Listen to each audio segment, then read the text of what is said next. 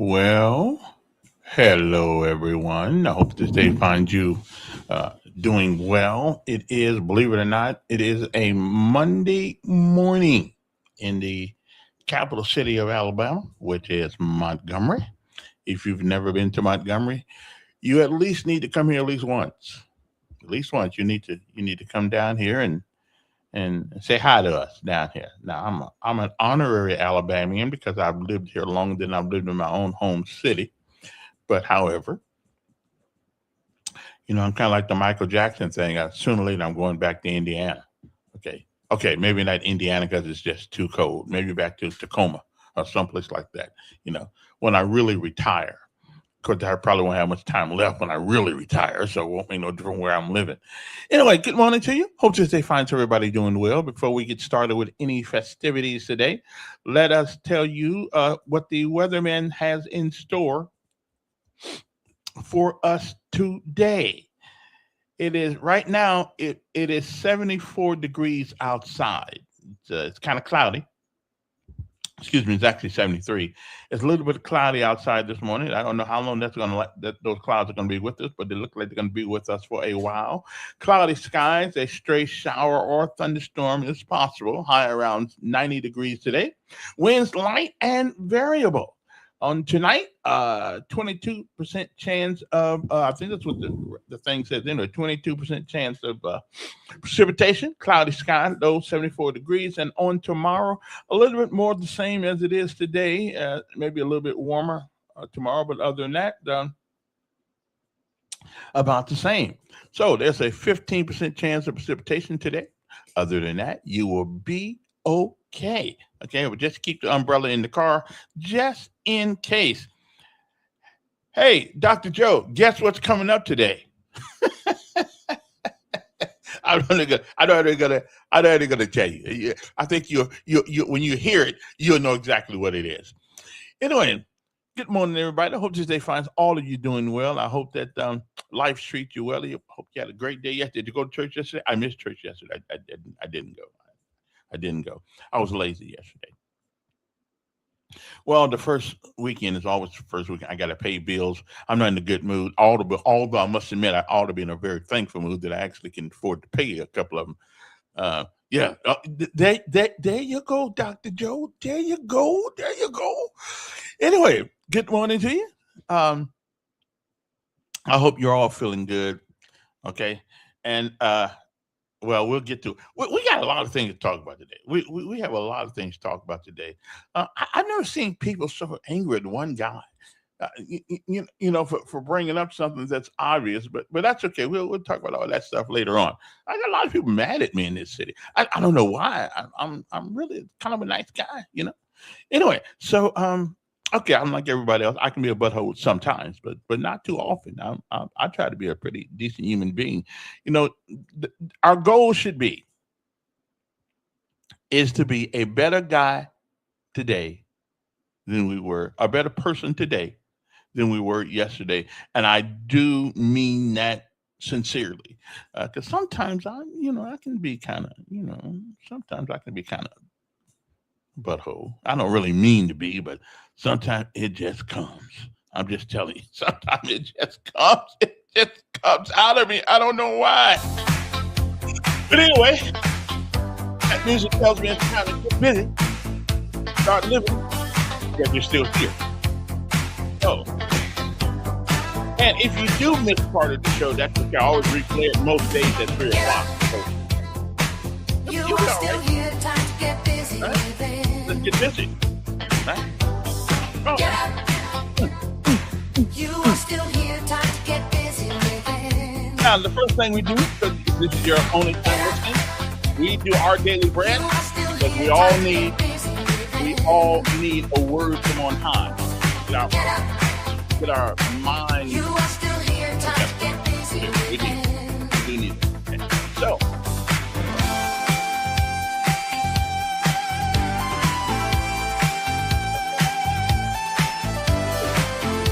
we'll be back. I'm gonna stop our daily bread.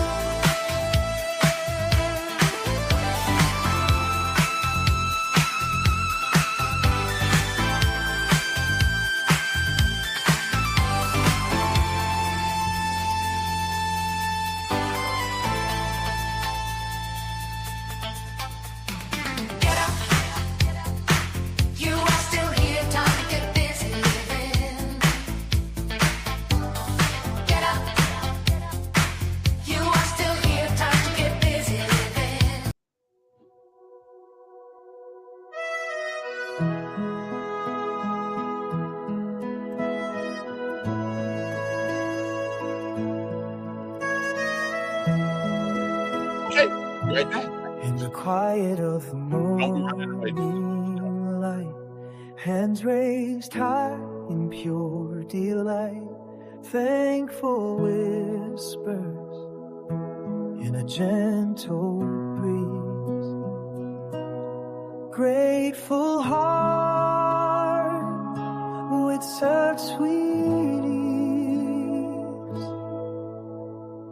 Thank you, Lord, for every breath I take, for the love that heals and the joy you make in the tapestry of life I see.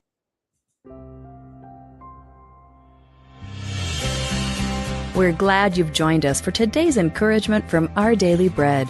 Our reading is titled Perspectives from Above, and it was written by Ann Cetus. When Peter Welch was a young boy in the 1970s, using a metal detector was only a hobby. But since 1990, he's been leading people from around the world on metal detecting excursions. They've made thousands of discoveries: swords, ancient jewelry, coins. Using Google Earth, a computer program based on satellite imagery, they look for patterns in the landscape on farmland in the United Kingdom. It shows them where roads, buildings, and other structures may have been centuries ago. Peter says, to have a perspective from above opens a whole new world. God's people in Isaiah's day needed a perspective from above. They prided themselves on being His people, yet were disobedient and refused to give up their idols. God had another perspective. Despite their rebellion, He would rescue them from captivity to Babylon. Why? Isaiah 48:11 says, "For my own sake, I will not yield my glory to another." God's perspective from above is that life is for His glory and purpose, not ours. Our attention is to be given to Him and His plans, and to pointing others to praise Him too. Having God's glory as our own life's perspective opens a whole new world. Only He knows what we will discover about Him and what He has for us.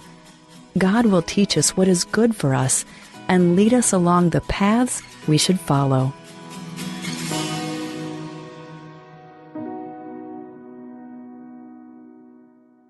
Today's Our Daily Bread devotional scripture reading is from Isaiah chapter 48, verses 5 through 11, and verse 17.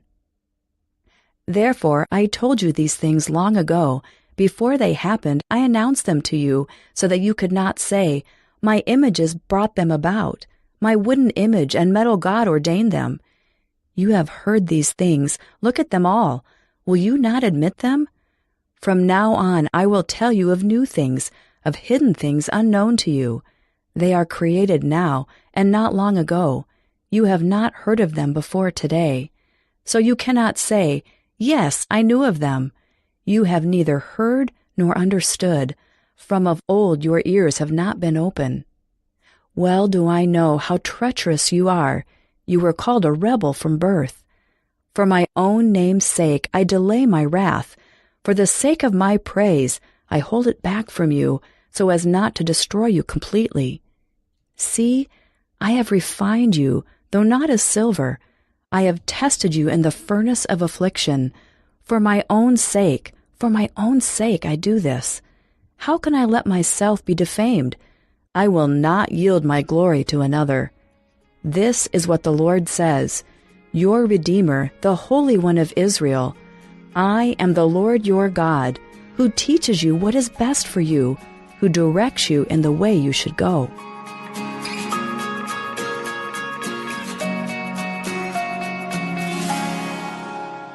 Let's pray. Dear God, we thank you for the examples that you give us in scriptures to help us in our relationship with you. Help us not to be distracted by worldly things, but to keep our focus only on you, because you alone, God, are deserving of all our praise. So let our lives be about you and not about us. It's in Jesus' name we pray. Amen. Today's encouragement was provided by Our Daily Bread Ministries.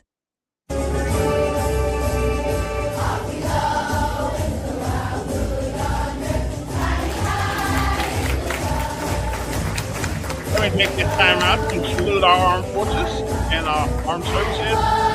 Songs will be sung this morning by the Macmillan. That's right, Macmillan School up there on Clinton Street up there. Look, my granddaughter, if you look real close, my granddaughter's in there singing. I think that's her singing right now.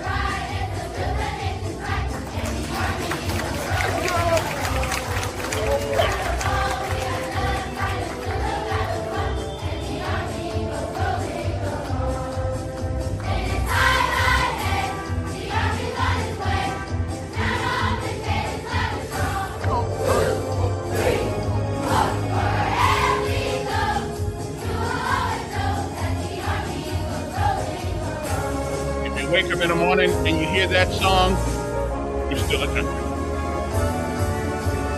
Hanging on by a thread some days, you're still a country.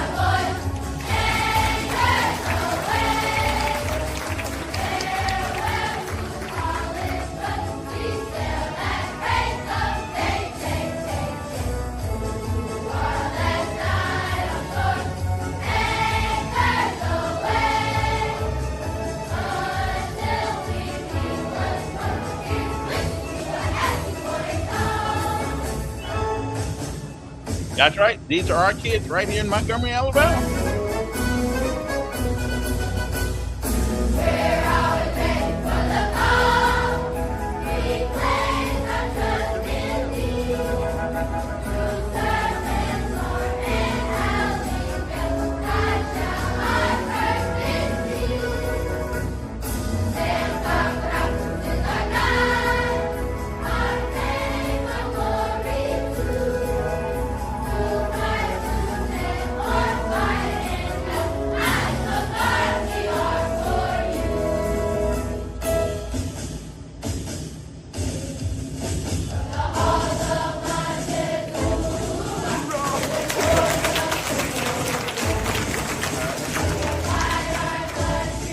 Good morning, Jarhead. It's time to rise and shine. Some Marines don't normally get up from the airport. They normally sleep their own, but we're military. We don't want to make too much noise. We want to make sure the Maxwell don't wake up yet.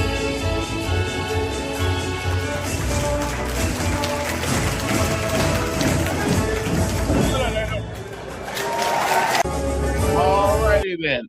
Is Maxwell Air Force Base up yet? I mean, I don't want to make too much noise because Air Force people, they sleep late. You know what I'm saying? They don't, even in the field, they sleep late. I'm just saying. So if they're not up yet, please let's not do anything to wake them up. Okay, I'm just saying. All right. Good morning to you again. It is the 8th day of June, and on Mondays we normally have a message for you, and today is no different. We do have a message for you today, and it's about. Good morning, Marion. Um, it's about every child needs a champion, and especially in public school, they need a champion. But this young lady here, she passed on. Her name is Rita Pearson. She is a fantastic teacher back in the day, and I think her message is relevant today as it was the day she said it, the first time anybody ever heard it. But it's good stuff, and then we'll come back and we'll talk about the profundities of today in Montgomery. This is going to be an interesting week in Montgomery, Alabama. Um, I think I'm not sure, but I think we are on the precipice of some change in Montgomery. But that's okay. Um, so we'll get Dr. Joe. This is for you. This is for you. And don't forget. Don't and I always forget this. Don't forget that our show is being brought to you by whom? Who? But okay, who's our sponsor? One Stop Wireless and Bill Pay and more, which is located on 3445 Atlanta Highway, Montgomery, the corner of Atlanta Highway and Coliseum Boulevard, right there next to the gas station. So if you need a cell phone, your cell phone is wore out, don't work very much anymore. This is a place to go get it. This is where I get all my phones. Okay. Once I found out about them, I had been with AT&T, I had been Verizon, I had been with T-Mobile, I'd been with all of them. None of them gave me the personal service like they do at this place right here. It's right next to the gas station. And here's another thing. Let's say you need a phone. You need a car. You need a cell phone. They'll give you a cell phone. If they got any in stock, they got some free ones to give away to people who can't, who lacking on money. But having a cell phone is not a luxury anymore. It has become a necessity. Does anybody besides businesses have regular phones? Everybody's got their own cell phone. And then once you get that number, I mean, it's going to be all. You got to keep it, or else nobody's going to be able to find you anymore. So go down there and talk to them, okay, about your phone. Okay, they got the big phones. They got iPhone 17. They got Samsung. They got any kind of phone. Motorola. They got all kind of phones. The Google phone. They got all kind of phones down there. Please go see them and tell them you heard about them here. So I make sure that I want them to make sure that they're getting their money's worth out of our little advertisement here. But it's a great place to do business. I took that phone from here to Indiana years ago, about 6 years ago, and it worked fine on every highway that I crossed. I mean, I went from it. That's 700 something miles from here to South Bend, which is where I went and had to bury my dear sister. But I took One Stop Wireless with me, and we worked up there. We work all around the place. Matter of fact, their systems work better than some of them other systems work. I don't know, but anyway, give them a call. 320-2988. I'll come back, replay the show later on the day, and you'll have it. Okay, 320-2988. It's called One Stop Wireless. They also have a web page, a Facebook page, so you can go check with them and give them a question. They got FAQs, frequently asked questions, and all that kind of thing. So please support the people that support you. Okay, because I know for a fact that they've given money. They're given when we do our home not a home thing. On the winter time, we do our day, our helping hand. Always go to her. She always helps me out. So I don't know who need to hear this, but they have helped people in this city, unbeknownst to the people who gave the money. Okay, I'm just saying, so help them out. We got to help local people, especially small businesses. The big businesses are doing all right on their own. Okay, they're doing all right on their own. Small businesses, though, the one that really matter, the one if your house burns down, they can write you a check right then and there. They don't have to go all the way up to Walmart to Arkansas and ask somebody up there who don't know you. No, right here in town. So let's support our local small businesses. Okay, let's please do that. And this is one that does business with me, and so I try to do business with them also. Okay, Montgomery. One Stop Wireless right here in Montgomery, Alabama, right on the corner of Atlanta Highway and Coliseum Boulevard. Okay, you can't beat them. Okay, good folks, good people. Okay, good people. Anyway, all you have to do is turn off the towers. You don't have to have a satellite or phone. Well, I don't know anything about that. There you go, trying to hurt small businesses. Okay, what's wrong with us? What's wrong with us? Seriously, what's wrong with us? We're just trying. Everybody does business in town. Everybody wants money. Everybody wants business to help them when they're in a rut. I'm telling us, unless we help our small businesses, everything in this town is going to be rented from somebody else who lives someplace else. It's almost there right now. People who own, did you guys know that black folks only own, and own 5%, 5% of all the businesses in Montgomery, and you trying to push another business, somebody someplace else. Boy, I tell you what, y'all crazy sometimes. But anyway, that's okay. I try to do business with local businesses in town because we need them. Because when it's all said and done, when electricity goes off and we can't get nobody, the only people that we are going to know are the ones who live in the same cities and towns we do. So let's not come back to our local folks. Let's stick with our local folks and go to the other guy only when we have to. Only when we have to. But anyway, Rita Pearson. Every child needs a champion, and then we'll be back to talk about the things that you guys want to talk about, or at least we can talk about the things that I want to talk about. Or maybe we can have a combination of both. Some me, some you, whatever the case may be. All right. So hang loose. We shall return uno momento. Uno momento. Yeah. It's probably unknown moment. Anyway, my Spanish is not that good. Anyway, Rita Pearson, every child He's a champion.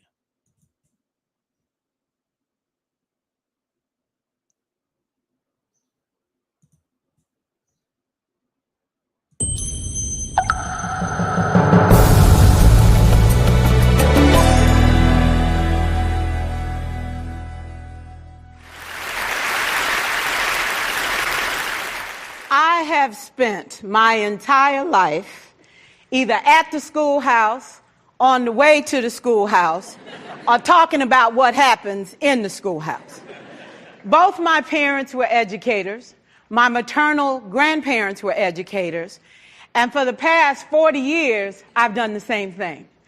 And so needless to say, over those years, I've had a chance to look at education reform from a lot of perspectives. Some of those reforms have been good, some of them have been not so good. And we know why kids drop out. We know why kids don't learn. It's either poverty, low attendance, negative peer influences.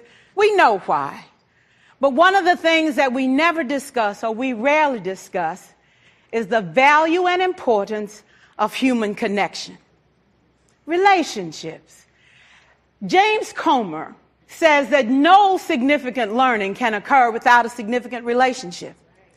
George Washington Carver says all learning is understanding relationships. Everyone in this room has been affected by a teacher or an adult. For years, I have watched people teach. I have looked at the best and I've looked at some of the worst. A colleague said to me one time, they don't pay me to like the kids. They pay me to teach a lesson. The kids should learn it. I should teach it. They should learn it. Case closed. Well, I said to her, you know, kids don't learn from people they don't like.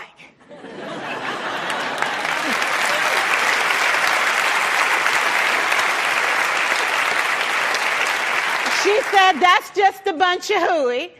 And I said to her, well, your year is going to be long and arduous, dear. Needless to say, it was. Some people think that you can either have it in you to build a relationship or you don't. I think Stephen Covey had the right idea. He said you ought to just throw in a few simple things, like seeking first to understand as opposed to being understood. Simple things like apologizing.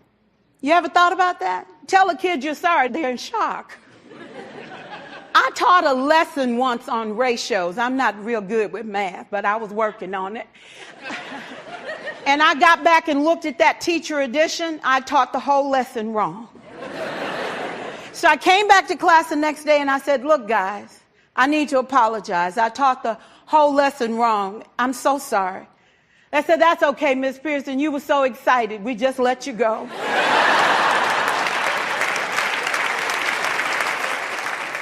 I have had classes that were so low, so academically deficient that I cried. I wondered, how am I going to take this group in 9 months from where they are to where they need to be? And it was difficult. It was awfully hard. How do I raise the self-esteem of a child and his academic achievement at the same time?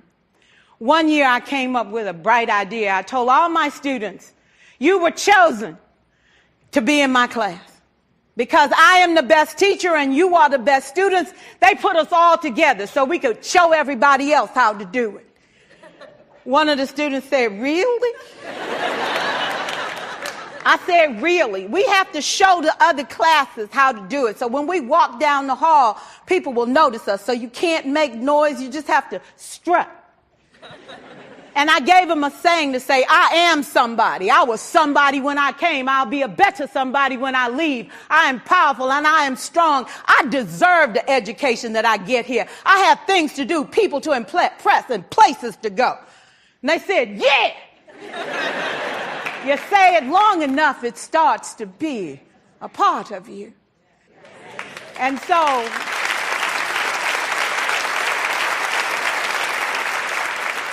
I gave a quiz, 20 questions.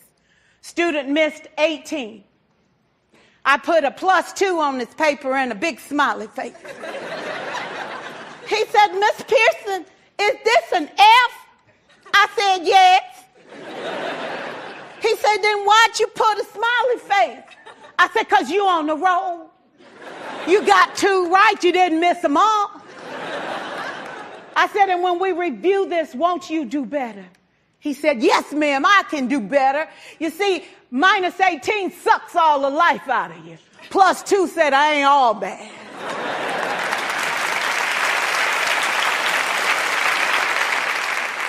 4 years I watched my mother take the time at recess to review, go on home visits in the afternoon, buy combs and brushes and peanut butter and crackers to put in her desk drawer for kids that needed to eat, and a washcloth and some soap for the kids who didn't smell so good. See, it's hard to teach kids who stink. And kids can be cruel. And so she kept those things in her desk, and years later, after she retired, I watched some of those same kids come through and say to her, you know, Miss Walker, you made a difference in my life. You made it work for me. You made me feel like I was somebody when I knew at the bottom I wasn't. And I want you to just see what I've become. And when my mama died 2 years ago at 92, there were so many former students at her funeral. It brought tears to my eyes, not because she was gone, but because she left a legacy of relationships that could never disappear. Can we stand to have more relationships? Absolutely. Will you like all your children? Of course not. And you know your toughest kids are never absent. Never. You won't like them all, and the tough ones show up for a reason. It's the connection. It's the relationships. And while you won't like them all, the key is they can never, ever know it. So teachers become great actors and great actresses, and we come to work when we don't feel like it, and we listen to policy that doesn't make sense, and we teach anyway. We teach anyway because that's what we do. Teaching and learning should bring joy. How powerful would our world be if we had kids who were not afraid to take risks, who were not afraid to think, and who had a champion? Every child deserves a champion, an adult who will never give up on them, who understands the power of connection and insists that they become the best that they can possibly be. Is this job tough? You betcha. Oh God, you betcha. But it is not impossible. We can do this. We're educators. We're born to make a difference. Thank you so much. Educators, born to make a difference. Amen to that. Anyway, good morning to you. Hope this day finds you well. Again, it's time to get up and, get busy living. You know why? Because it's still alive. All right, then. Let's go to work. Get up. You are still here. Time to get busy living. Get up. I have my You little are milk. still here. Time to get busy living. Get up. Yep, if I live and doesn't happen, I'm going to have my first beer next year. Yeah. My first beer. I'm going to drink a beer and consume some alcohol for the first time in my life. I'm going to do it. I told myself, if I ever see the 7-0 mark behind my name, I am going to celebrate all day. Okay? Because I'll officially be the oldest person in my family ever lived to be that old. So I'm going to get me some cognac or whatever it's called. I don't know what it's. Can you believe after all these, I've never had beer or anything? You know, it's like going in the NCO club and don't drink. It's what you doing here. That's it. This is where the brothers is at. That's why I'm here. Nothing else to do. Can't afford to go off post. All right, then. Good morning to you. It is a great day, a fantastic day to be alive. Now, today's lesson of life, then we get on to some, we will get on to some interesting comments I think that some people have. Somebody said we have approximately 28.5% of the businesses in Montgomery, Alabama are black owned. Well, that's not what and again, it's been a while. So maybe since everybody left now, it's all the white people left. I guess that's what we got. We're better off. Again, though, and I don't care who owns the business as long as it's done right. But let's not do business with people because of their skin color or because of they are. But it is nice to have a piece of the ownership. Martin, what's it? Malcolm X said, "You can't claim it if you don't own it." So, okay, I can live with that. Not a problem. What is the um what is the lesson of life today? The lesson of life today is this: how far you go in life depends on you being tender with the young, compassionate with the aged, like me, sympathetic with the striving, and tolerant of the weak and the strong. Because someday, any day, you could be either one of these people. So let's not forget where we came from because you never know who you meet going down. So again, I like the part where it says be tolerant with the weak and strong. If people have lived a life of affluence, they lived a life where they didn't really have to worry about anything. Well, that's all they know. They don't know what you and I know. That on any given day, your life could be turned upside down. One car accident, um, one illness, wrong turn, wrong street. Yeah. So again, be tolerant with the weak and the strong. Okay, because one of these days in our lives, we're going to be all of the things that I just told you about. Okay, so now let me see if I can get my and this is one of those shows where you can actually call in and express your view, even though your view may be weird, but that's okay. We can live with weird with you know we can live with weird views. Okay, no big deal. And that's the number that's on the screen right there. And so let me hold on. I have to share that. I have to bring my audio system up here now. So those people who think they want to talk, they can do that. But anyway, so what we going to talk about today? Well, first of all, yeah, I didn't know something till yesterday. Did you know during the 2020 election in Atlanta, they had mobile, not just not now. You don't come down here. We come to you and let you vote. They had mobile voting apparatuses. So you don't have to come to us to vote. We'll come to you. Does that not lend itself to corruption out the wazoo? Out the wazoo? I mean, come on, man. I had never heard of that until the other day. Okay, never heard of that. Now I do plan to have Arande Mitchell, if he hadn't forgotten. But I'll let if he calls in, he's welcome to join us. Also, this weekend, of course, we had to remember the D-Day, the uh, the D-Day commemoration, not celebration, because it was a shame that our people had to that many people had to die. Which brought me to another question yesterday. Before I get to any local business, does it seems to me, and I'm only saying to me, I don't know about it. It seems to me that the generation of people from that generation, World War II, were a special group of individuals. They were a special group of people, and if you take away and we can't get away from it because it was what it was. But if we take away the raunchiness and the stupidity of racism, there's no doubt in my mind that we are the best country ever been on God's green earth. The best. But we're not perfect. We're not perfect. But there was something different about the World War II generation. They did exactly what they had to do. Exactly what they had to do, when they had to do it, when they had to get it done, they did it. They sacrificed. Women went to the to the factories and built our tanks, built our our ammunition factories. Well, we did lots of things. Were they a better generation? And the question is why? Yeah, they had the racism. Let's just say the whole racism thing was stupid.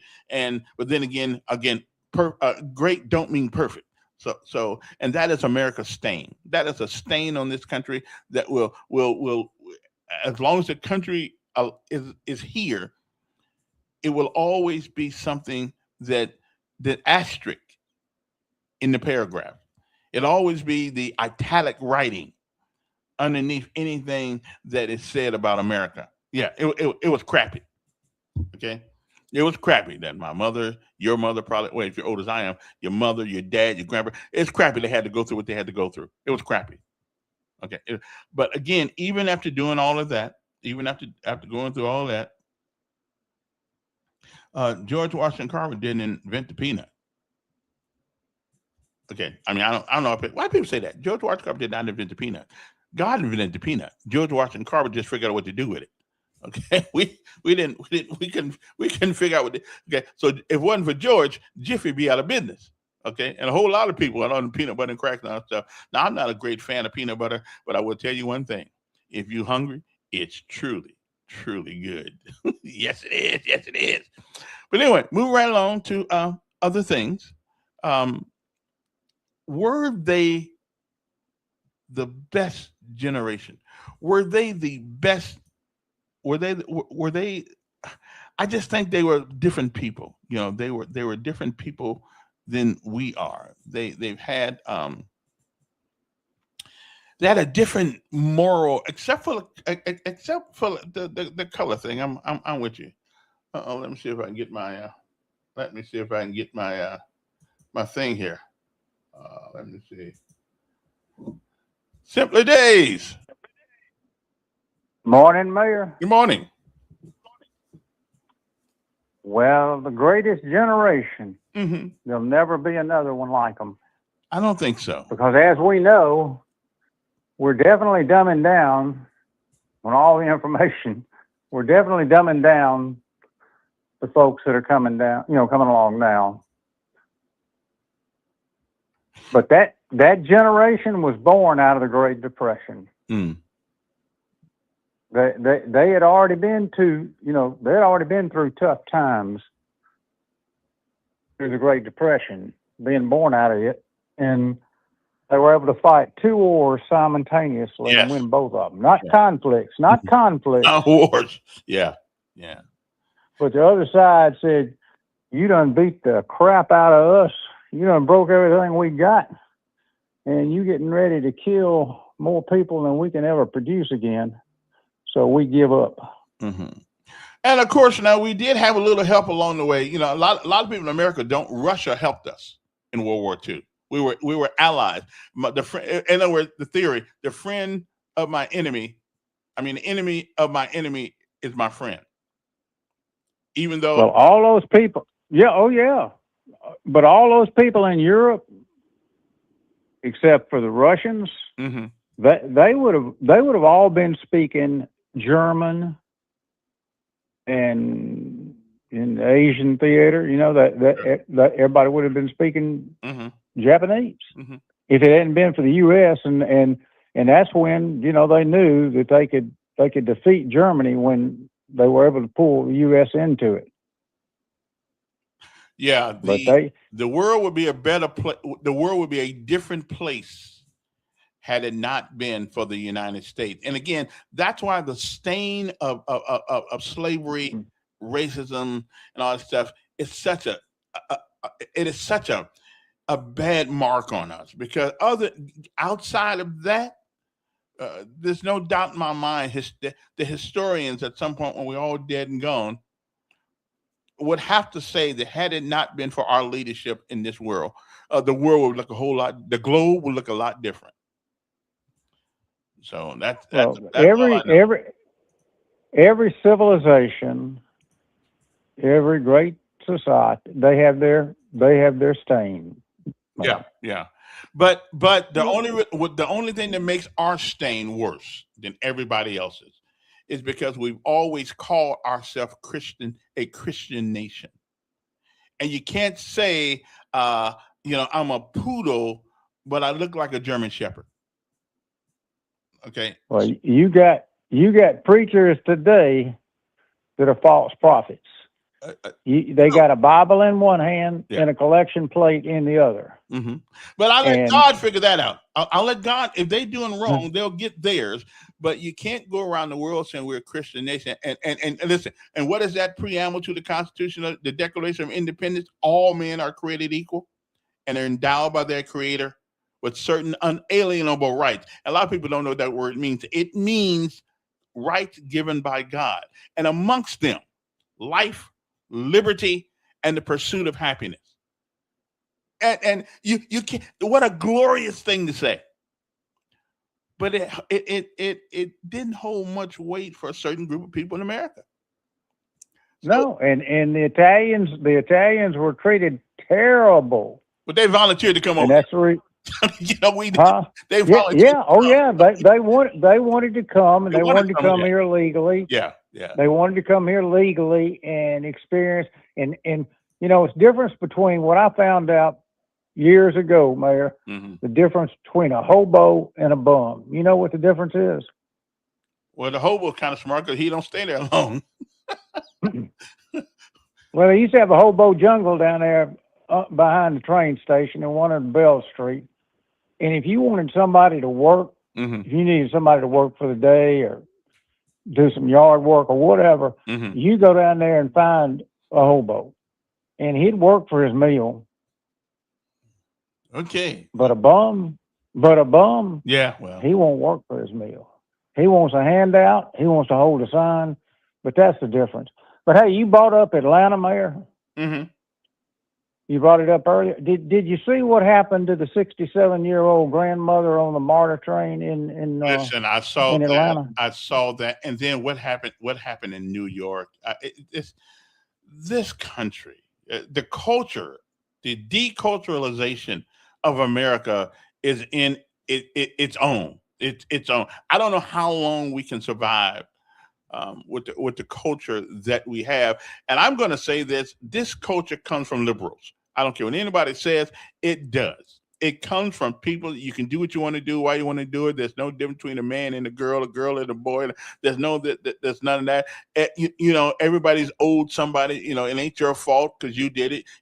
Because your daddy wasn't there. That's the reason to go out and rob and shoot people. I just, it's their culture. Amen, brother. Amen. And the thing about the one in Atlanta, and they've had two now, a gun wasn't involved. He stabbed that woman to death. And in New York, they had one guy, I think they stabbed 10 people.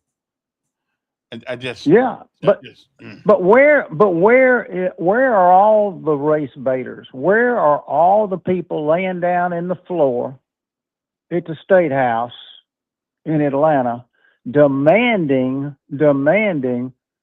because you know why, Mayor? Because she doesn't matter. The Attorney General now for the state and the governor are all upset about this poor woman because they're having the World Games there. They're having these soccer matches, and millions of people are coming from all over the world to Atlanta and feeding the coffers, buying meals, staying in hotels, feeding the coffers of Atlanta. And now they're upset and says something must be done. So somebody got to die in order, and it's got to be it has to be a political motivation to it in order for somebody to take notice of just regular people minding their own business dying. And like that's but nobody. Nobody would have cared about her. You wouldn't have had a single protest. You wouldn't have had a single, attorney lining up. You wouldn't. But if an individual tried to intervene and help her, all hell would have broken loose. That's just where we are in society today. And how do we get here? How do we get here? How do we take the basic values of human beings and turn them upside down? Well, it's a slow drip, and you're talking about the greatest generation. You're talking about going back. Used to, every city had vagrant laws. And if you didn't have a job, if you wandered the streets aimlessly, just like the one that stabbed that woman in Atlanta, Yeah. you couldn't do that. They wouldn't allow that. But now we've turned our streets into just anything goes, allow people to do whatever they want to do. And when one of them becomes political interest, when one of them can fuel the race fire, then they become now, we need to do something about it. But she is a perfect example of collateral damage. Yeah. And the poor young lady who got killed in Charlotte, North Carolina, just riding the bus home, came from her country uh, over here to be safe. I think she came from Ukraine, and she ends up dying riding the bus by a crazy ass son of a gun. And what irked me with that one really bad, we had men on that bus who didn't do anything. Well, How can you be a man? How can you be a man and not do something when somebody trying to kill a woman like that? But what happened? I mean, what happens when you get one of these juries and they say, "Oh, you were overstepping your bounds. You should have called 911. You should have let the police handle it." And that's why people are fearful of getting involved, because what they did to the man in New York on the bus, on the train up there. I mean, we have gotten so off kilter from where we're supposed to be. Mm-hmm. Just the simple concept of trying to help someone that's in need, that you got a bunch of people on a jury that say, "Oh, that person's right's more important. You should have done this. You should have done that. You should have done this before you took action." And that's why men don't get involved. Well, let me ask you a question. Restore my faith in humanity. If you saw it, would you do anything? Yeah. Kind of slow. Kind of slow there, simply. Yeah. I've got to. I was younger. Yeah. But now I only got a few days left on the planet. I understand. Me too. And I want to spend those days with my grandkids and my wife. Mm-hmm. And I don't want to be stuck. Now, let's rephrase that question. I might do that in another city, but I sure as hell wouldn't do it in Montgomery. But why wouldn't you? If somebody was being attacked? Because you got a judge down there right now, a female judge, that looks for every reason to let somebody go. And then you got a jury pool of people that don't like authority. And who's the judge? Well, would you send me she's a district court female judge. Okay. Have a good day, Mayor. Hey, I got to look it up. But recently, though, in the state legislature, they actually enacted a law. I mean, there's certain things now that you can give people up to $1.5 million bond before they get out of jail. Okay. I think anyway.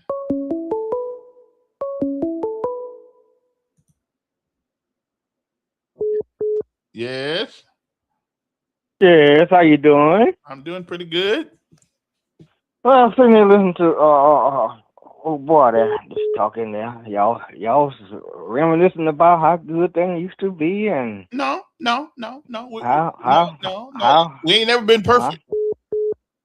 I know that, but y'all making it sound like it was a different place, brother. It was. I'm born 1957. It was a different place. But y'all just mentioned about somebody got it. What, something happened to some lady in Atlanta somewhere? Yeah, somebody just cut her up and murdered her with a knife. I mean, and listen, it ain't just that one. There are a bunch of them. We are in New York, 10, 20 people stabbed by somebody with a knife. I mean, our country is going to crap in a handbasket. But Kevin, though, 2 people got killed in where is that place? Minnesota by the ICE Well, they get killed agency all the time. people. But the whole ICE thing, brother, is But is hold a something. minute, hold a minute. We both saw that If, with our 2 eyes, if you right? do Or 1 not eye, however many if eyes you got. if you do not interfere What, with them, you didn't have anything to worry about. Kevin? This lady was driving off. She We'd have wasn't been down driving that off road about nowhere. that one. She wasn't driving She off wasn't no trying to place. hit that man. Yeah, That man could have she kept his followed the ass out of the police. way. She followed the He police he all day he long. he shot when the car was pulling off and the police standing right there by the window. He shot through the window She as she was followed the pulling off and called her police. a bitch. She But followed the police anyway, all day long. but She followed anyhow, the but police. anyhow, that ain't why I called today. I called Then leave today it because alone. Then you can't change it. I I can't. had to touch on. I had to remind you guys that y'all got selective memory or selective views on what damn crime y'all want to call a crime. Uh, over the weekend, was it the weekend Friday? Trump finally told us what a black job is. You know what a black job is, not Kevin? Not that I even care to hear it, but what? He he mentioned it. He mentioned it on. Why you don't care to hear it? You like to get you one of these black jobs, wouldn't you? I don't. Jobs don't have color except one color, green. He went somewhere, talked to the farmers, and somebody asked him about the jobs, and he mentioned about the black jobs are up and everything. He said the black jobs are. He said these factories coming back, all these factories coming back, and all the black, the factory job or black jobs. What he's saying, you you can get you a good job in the factory, Kevin. When they all come on back, the black jobs will be available. Okay, but another thing, Kevin. Are you here? Yeah, yeah. Another thing, Kevin. Mm-hmm. Trump was in an interview and walked off the stand. Okay, You saw that? ain't the first time that ever happened. I mean, he's not the only person who walked off. Oh girl, hey. he couldn't have gaslight this girl with those lies about, he's speaking stuff on the stage, okay, about this and that happened, but he didn't have any proof. Where's the evidence? Where's the evidence, Mr. President? Mr. President got mad and snatched his damn things. I had enough of this damn thing. Yeah. Oh, you? Did you know that? Did you know in Atlanta they had a mobile voting booth where they took around the people, let them vote? Kevin, I don't know. No, let's talk about this right here. You're president. What you think of? How you feel about? Well, that's maybe a good thing, maybe a bad thing. But let's talk. They cheated in 2020. Let's stick with the subject matter at hand right here. Yeah. Why would your president get on there and spew all this stuff about how bad these people were treated at the Capitol? Stevenson and them about that those people beat the hell out of police up there at the Capitol. They did not. Stop telling that lie. They did not. What Trump tried to tell her. Trump sat there and he didn't disown that when that girl. Let me hold for 1 second. Police were not beat up by the rioters. The police shot a woman with nothing in her hand but air. Okay, so let's not act like that actually happened. What now? Did you see Trump interview? I don't care about Trump's interview. I mean, I saw. I'm going about what come out of his mouth now. I'm going about what coming out of his mouth. The lady sit there interviewing him. Yeah. Mm-hmm. On Meet the Press. Mm-hmm. She was interviewing him, okay, asking him questions. I'm sitting there listening to his answers, okay? That's where I got this from. Yeah. So, but you gonna sit there here and say what didn't happen or what did or did not happen. She said you ain't got no evidence of all this stuff happening. And most of the thing they blame him for, they don't have evidence. He wants to pay all these people. Okay, so what? I mean, there are bigger things going on in the world besides. Well, hell, some of the people that ICE arrested need to get a damn paycheck too, don't they? They need to get a couple $1 million. They just passing out money for people who got their feelings hurt or mistreated, Kevin. And again, I'm not in agreement with the way we are trying to deport people. I don't like that. But you don't have to deal with it if you don't come over here illegally. You don't have to deal with it. Okay. So what do you want me to do? Well, there's many angles on this thing too now, Kevin. There's many angles of it now where you got these companies bringing half of these damn people here to do work. And I agree with you, but all of a sudden, these factory jobs are the black jobs now. So I wonder how in the hell the factory jobs available so much now, because they send all the Mexicans out of here or something like that. Got these jobs available in the factory now for the so-called black jobs. Okay. What you talking about? I don't know. What are you talking about, Kevin? I see you ain't ready for me this morning, are you? You sitting there reaching and going on. You're reaching, aren't you? You're reaching. You give me the same story. I ain't talking about. I'm not talking about the past. No, this is just recently happened. I'm talking about the fresh, brand new news that just came up. And ain't never old stuff. You and old boy went back talking about the damn old stuff about the G generation, the X generation, and all that stuff. Well, I was born in that generation. I know that you guys went back to the past. Well, I'm talking about present stuff that just happened within the last few days. I can only affect the things that are within my circumference. But why would your president walk off the stage, Kevin? Why would he? But I don't care if he walked off the stage. Who cares? Oh, why? Why would he do that? Why would he do that when I'm talking about, I'm asking you, why would he do something like that? I'm asking you. He's supposed to be a strong man and everything, and tough guy. And then old Benjamin Mahu over there, I'm gonna call him Mahu now. Yeah. You want the number to the White House so you can have Mr. Benjamin over there still fighting, Kevin. I thought the ceasefire was in Trump control. And again, I really don't talk much about. I thought the war was in Trump control. Trump said he was running things, but old Benjamin Yahoo. Let me brother say, I don't get too much into the Mideast conversation. I know nothing about the culture. Don't understand it. Won't ever understand it. And they were bombing. They were striking each other yesterday, Kevin, over the weekend. And I'll never understand that part of the world. And that's the only part of the world I've never been in. And so I don't understand it. But we supposed to have beat these people down and destroyed all this stuff. But Benjamin Netanyahu said he's not giving up yet. Okay. So that's his war. He's the one got us involved to start with. We went following him up. Now he said he ain't gonna stop yet. But you don't know about that part of the world either. You only going by what you see on TV. You don't know. I don't know either. That's the reason I pay attention to what they're saying, so I can educate myself a little bit and get my professional opinion about it, sir. Right. That's the reason I was able to speak on Trump. I listened to what Trump said instead of you coming on here and talking about. Let me ask you a question, young man. If you got a society where it's okay to lie to the infidel, you don't have to tell them the truth. We knew better before we got involved in this war. This man said he wasn't going to create another war.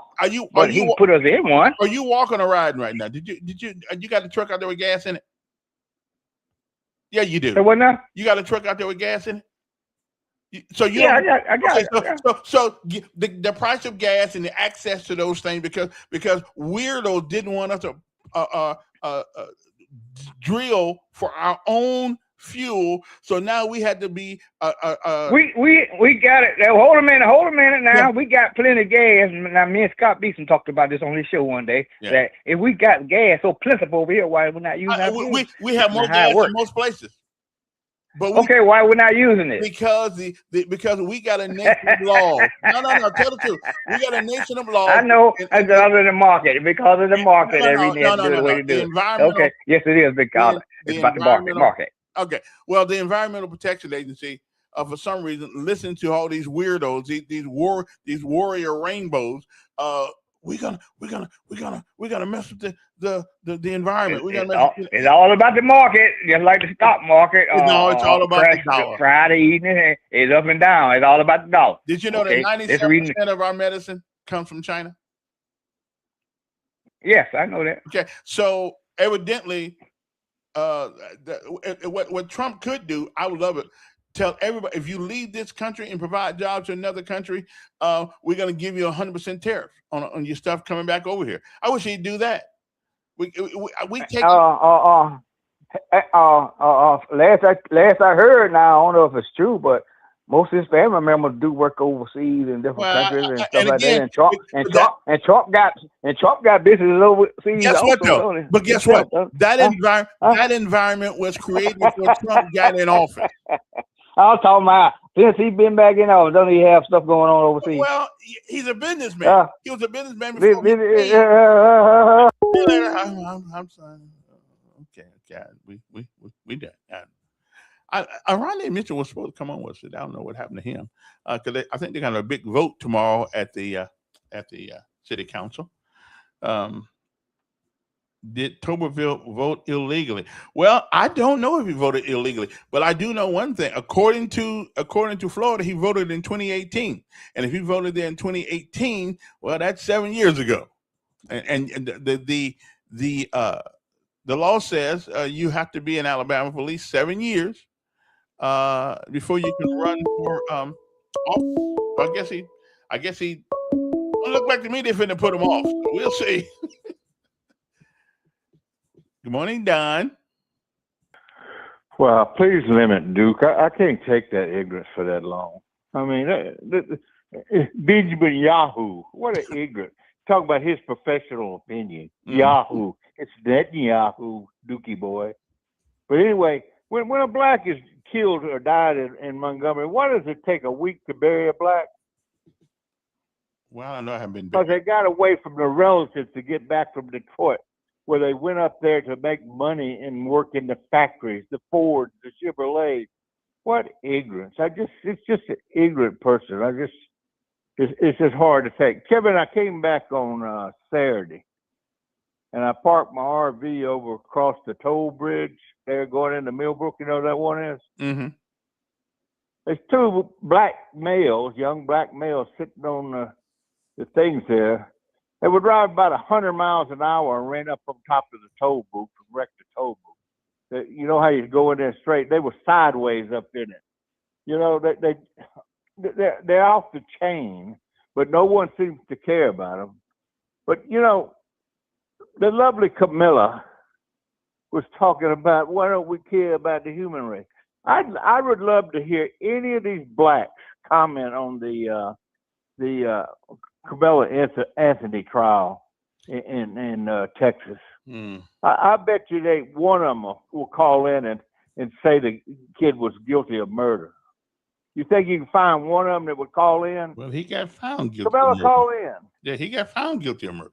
So, yeah, he got found guilty of murder. So, no, he ain't. Trial's still ongoing. What do you mean? I thought. Wait a minute. I read that the other day. Oh, you don't know what the hell you're talking about again. Okay. The trial's still ongoing. I thought he got convicted. No. You sure about that? The trial is still ongoing. Okay. I'm talking about where the black kid came up in a tent and stabbed the kid in the heart. So please comment, Camilla. You're such a Christian person. I want to hear your opinion of that. And Camilla, cram that racist shit up your ass. I'm so tired of it. It means nothing. Well, I will think. I do think we. I do think we use it way too often, but I guess sometimes it's relevant. I guess to me it's not that relevant, but it's not relevant all the time as much as we do. As much as we use it, it's just not. The whole Carmelo Anthony thing, and I thought the trial. Okay, and this is where the case he evidently they played on the same football team, and this is the son, I believe, of the famous Carmelo athlete, whatever it is, and he evidently pulled out a knife. They got in a fight. They got into a tussle. He pulls a knife out and kills the other player. First of all, what are you doing with a knife in school? Okay, what is he doing? I mean, what was he? You know, he killed a guy. What did he kill a guy named what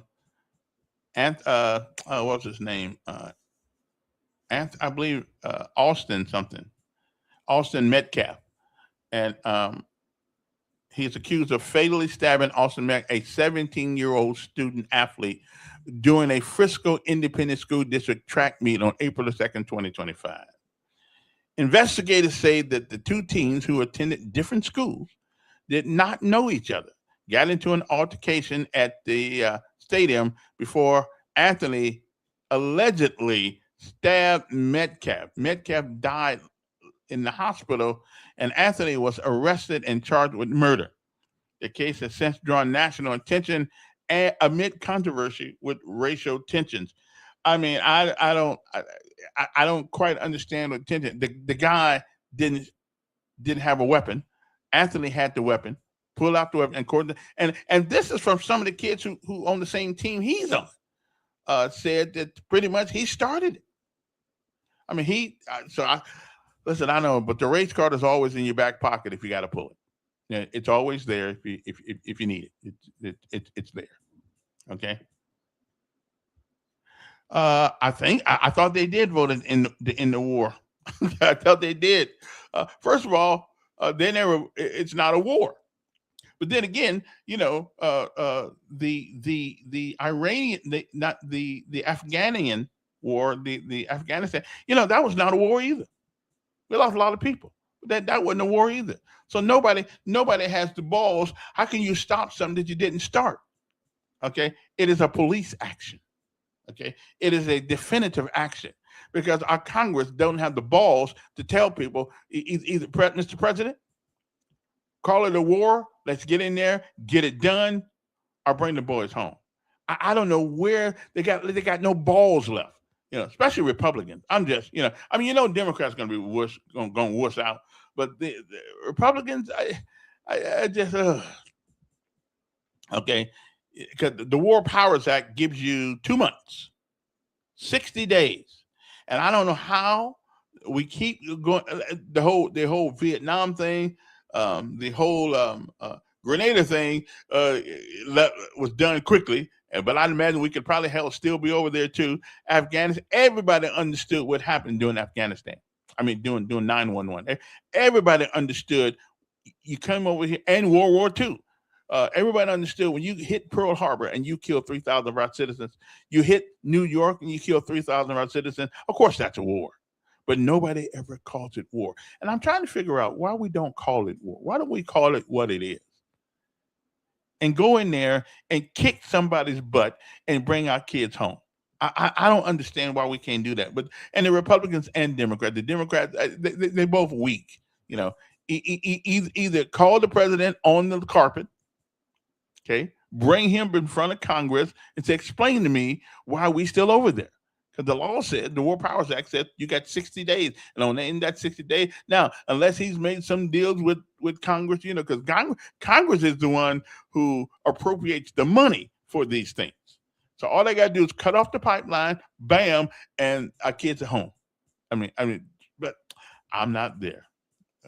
Well, if they voted to end the war, then why don't they hold the president's feet to the fire and make him bring those kids home? I don't understand. So it's good to have a gavel and say I vote, I push the button. Then where's your balls to make it happen? Where you got make it happen? I'm not all. Because it doesn't seem like to me that there's a strategy at all on this thing. We going, and again, Trump is not. And here's what Trump is not. Trump is not a leader. He understands being a boss, threatening people with their livelihood, with their check to make them do what he wants them to do. Whereas if it's a leader can come in and convince you that the cause is just, and he'll be the first to go, okay, when the wheels are up. Okay? The war in America is why ends. You may not be lying about that either. But again, I don't know why we're still there. We got to ask our what time is it in Washington D.C. We call Britt's office. Somebody send me a number. I'll call her and ask her why we're still there. If they voted to end it, then why is it still going on? Yeah, that's a great question. So is the president going off the rails? Do we need to impose the 25th Amendment? I don't know. I'm thinking that people in Washington, D.C., where's Tuberville and all these folks at? Listen, I ain't got nothing to do with it. I'm just old Sarge here. I don't, never had much authority and certainly don't have much of it. Never had much of it. Don't have anything. And I got a child that's prepared to go to someplace like that. And I don't mind him going if the cause is just. I don't know what the cause is anymore. Yeah, I just don't know what it is. But I do know one thing. those people over there will follow you home, either with a missile or with terrorists or whatever it is that they find suitable for their task. They will follow you home. So I don't really know what's going on. Okay. I just don't. I mean, we got so many people getting shot in America, and in Montgomery over the weekend, we got another woman killed. Okay. But I did come up with this over the weekend. Now listen to this. We need, we need to amend the Second Amendment to the United States Constitution. We do. We need to amend it. And I'm going to tell you what that amendment looks like. Okay. Because okay, obviously, we got too many people with guns, walking around with guns. State of Alabama, I mean, we got too many people walking around this nation with a gun, killing innocent people. Too many people. Okay. So here is my solution to the gun problem. Now I know some of you are not going to like this, but that's okay. I can live with that. But it is time to amend the Constitution of the United States. Why? Too much gun violence in this country. So here is what I suggest. Now y'all listen to this. Number one, having a weapon at home should be law. At home for self-defense, not walking the street one for self-defense. Okay. Well, we'll deal with the knives sooner or later, which will satisfy the right to bear arms. You see, the Constitution didn't say where you could bear them. It just said you have a right to bear arms. Okay. And mainly it was talking about, because everybody back in those days, 16 and above, were automatically part of the militia. They were part of the militia. So therefore, everybody 16 and above were required, 16 to 60 were required to be part of the militia. We don't live in that thing anymore. We got the National Guard, we got the U.S. Army Reserve, we got policemen, city, state, county. We got all that stuff. Yeah, but there is a gun problem. If you don't make it easy to access these things, then that will at least limit the availability of some of these weapons to be bought off the street, I'm thinking. But there is a gun problem. And the great, y'all can say all you want to, but I realize guns don't kill people. People use guns to kill people. Now, here is number two. So the number one amendment, you have a right to have a gun in your house. License or not, you have a gun, you have a right to self-defense in your home. So we ought to be like Kennesaw, Georgia. It's a law in Kennesaw, Georgia. You must have a gun in your home. Crime went down. Okay, it's gone down. Now, no one will be allowed to carry a small arm, pistol, etc., unless you have reached the age of 30 years old, or you have military service on your resume. That's right. No one in Kevin's world, no one will be allowed to carry a small arm, a pistol, a rocket launcher, whatever, unless you have reached the age of 30. And the only way to get beyond that is that you've had to have military training in your resume. And number three, you must be able to pass a mental illness test. Okay. Oh, yeah. Mm-hmm. And I know people ain't gonna like this one. 200% tariff on all ammunition, except that ammunition that goes to the military. But here's the one right here that's gonna get people saying, "What? You must be able to tell us who your daddy is. you must be able to tell us who your father is. At least if you know who your father is, you know you got one." And I'm thinking maybe you had some influence. He had some influence on you. Okay, now that one may not pass constitutional muster there, but yeah, you must be able to tell us who your father is. Okay, I'm just saying. Okay. Okay. Now, so again, the Second Amendment must be amended. No one will be allowed to have a carry weapon, a small arms, unless you have received, unless you have been. Well, you can't carry in the street anyway, but you will be able to have a weapon in your house because nobody's going to let you come in there and rob them. So you ought to be having. But in anybody caught violating this rule, we just got to put them in jail for 5 years, at a minimum of 5 years, till they get the message. Till they or get the hell beat out of them, whichever one they want to take. Okay, it's just too many guns, too many people getting killed in this country every freaking day. In Montgomery, somebody getting shot all over this country. We have taken the Second Amendment, misused it, abused it, turned it all the way around, and we are still don't know where we are. Okay, so it seems that we need to amend the Constitution. Okay, having a weapon at home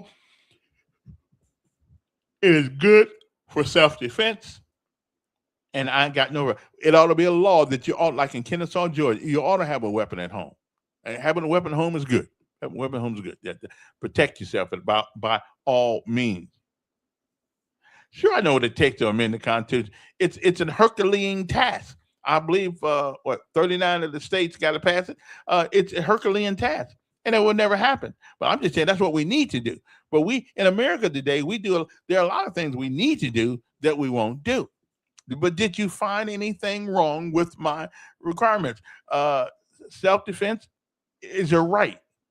Life, liberty, and the pursuit of happiness. You can't do that if you're scared. Okay, so you got self-defense. That's a natural thing that people ought to be able to do in America. So I'm saying, okay, let's not take that away. Let's just keep on. But you do not have a right to walk down the streets of America with a gun.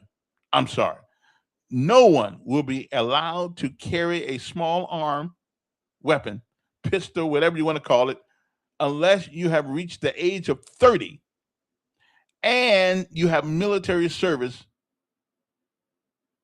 or military service on your resume. And you must. Everybody who carries a gun, right? They ought to get a psychological test. They need to pass a psychological test in order. And even then, doesn't guarantee you're not stupid and crazy as hell. But okay, well, tell me more. Okay, there must be a 200% tariff on all ammunition. Okay, on all of it. Okay, because you can't use a weapon unless you got ammunition to go with it.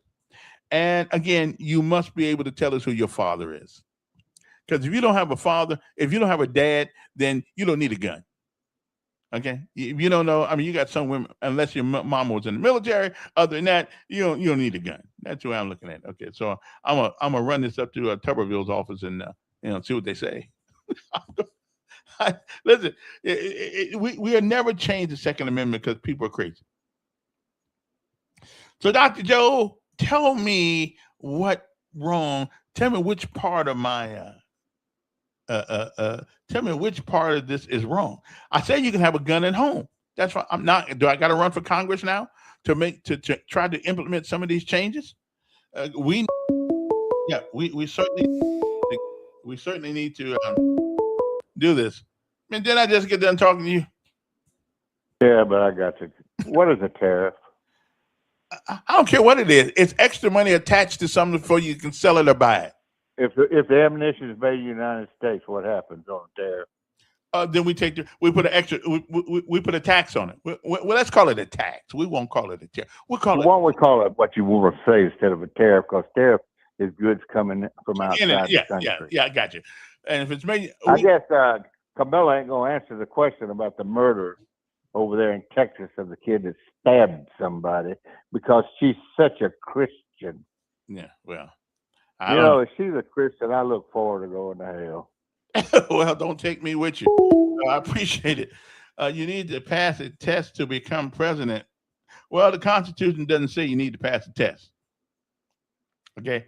Yeah, the Constitution. But you know what? There may be something to that. I think for all these high stress jobs, you ought to be able to pass a psychological test to make sure that you're not going to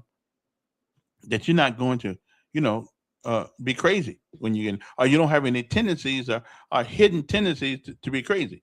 Okay, I'm just thinking, And listen, I am beginning to believe that Trump may be having some issues of getting old, and nothing wrong getting old. Getting old is natural, but it also comes with like me. I'm getting old. That's why I said I wouldn't run for office once I hit 70, but I ain't 70 yet. Stay tuned. Um, so yeah, I think we just need to we need to slow our roll here a little bit and stop. And Alabama needs to repeal that stupid you can walk down the street anytime you want to with a gun. We just need to be repealed. Okay. Now I know Tuberville's not going to do it. Not going to try to get it done. But the only way these things can happen is that the people in this state decide to get on the back of their quote unquote representative. Now they don't really represent us; they represent themselves, and I'm with you on that. Okay. Yeah, back he couldn't have. He couldn't. There's no way in the hell he could have passed a cognitive test. Uh, even in whatever 2020, whenever there's no way he could have passed it. He just couldn't have did it. But they didn't care about that. Okay, your everyday comments will land you in hell. Well, I not that I know of, but I hear what you're saying. I think Camilla may be getting a little bit of that cognitive stuff too. She got some issues there. I mean, everything is a conspiracy, and everybody's a racist. I'm just telling you. Hey, listen, you might need to. Matter of fact, are you a veteran? You can go out to the VA with me, and we can we can talk to the man together and see what's happening with you. I'm just saying, you might want to think about that. Okay. Okay. There's my. And of course, this is not news anymore because it happens so often. But it ought to be news, but it isn't. Okay. Montgomery police are investigating an apparent shooting that left a woman in critical condition on Saturday. It always happens. It's not even news. It is so often that it happens. It's not even news anymore.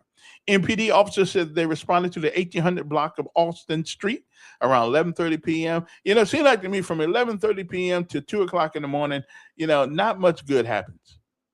Not much good happens. You need to be in the house. Okay, when the responders arrived, they found the driver, a woman, was with life-threatening injuries from a gunshot wound.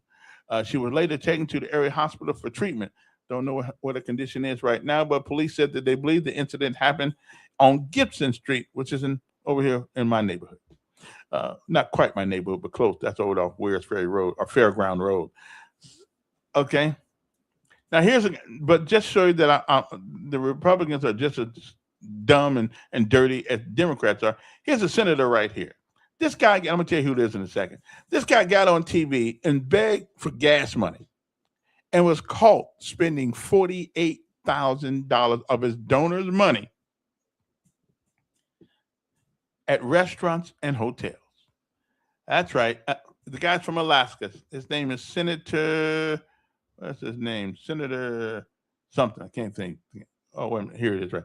Senator Dan Sullivan. He's a good Republican. Good Republican. Okay. And he rented a hotel room where they filmed. Oh, there's my guest. There he is right there. About time you coming because I'm woe out here. I'm woe out. And on the phone with us, of course, is we have not the phone in our right studio here. We got Mr. Hold on, put you back there, Mr. Aronde Mitchell, which is one of the most hardest working city council people I think I've ever known. So, good morning, Aronde. Hey, good morning, Kevin. How you doing? I'm good, sir. Yeah. Now, do y'all got a special call city council meeting for tomorrow? No, sir, we do not. Okay. All right. So what's going on down the city with the city council and this other issue down there that nobody really wants to talk about, but I mean everybody knows about it, so I don't know why we can't talk about it. But so first of all, we have to talk about allegations. Okay. What we have right now is allegation. Ms. Blaylock has not received anything official. Everything has been either on social media or through the news, but I spoke to Ms. Blaylock on Friday. As of Friday, she has not officially received anything stating the allegations that Counselor Marsha Johnson does not stay in her district or has claimed homestead on another residence that's not in District 3. So what we want people to understand about due process, like I said, everything that we have gathered has been through either social media or been through news. We have not received anything officially through Miss Blaylock, who is the city clerks. Mm-hmm. So we did want to give her an opportunity, because when we first got knowledge of the allegations, it was on Monday, and city council meeting was that Tuesday. Of course, according to Act 618, that seat is vacant if those allegations are true. We don't have to vote on it. We don't have to do a resolution. Only thing we would have to do is a resolution on qualifying dates and a special election. So we are giving her opportunity for due process. She has served on this city council for, I think it may be going on 5 years. Mm-hmm. And that's what the council said, that, you know, she did serve in the capacity. So we do want to give her the respect that is deserved to her by giving her an opportunity to, you know, have her due process, have an opportunity to address those allegations to the city and to the citizens. And the biggest thing is we go on what the constituents say and do. There has not been just a super outcry, she must go immediately. And see, we did want to give her the respect that is due to Councilor Johnson by giving her due process. If, in fact, I put my address in, if you can go on the city council's website and find a map that shows you all the districts. And if you're not quite sure where you live, all you got to do is put your address in there, and it shows you where you live and which district you are in. So I don't want you guys to insult us by making us think that you don't know that people can't find out in an instant where they live and which city council district they're in, which kind of commission district they're in. I mean, this is not rocket science, Counselor. This is not. Yeah, and I understand that, but Kevin, everybody is due process.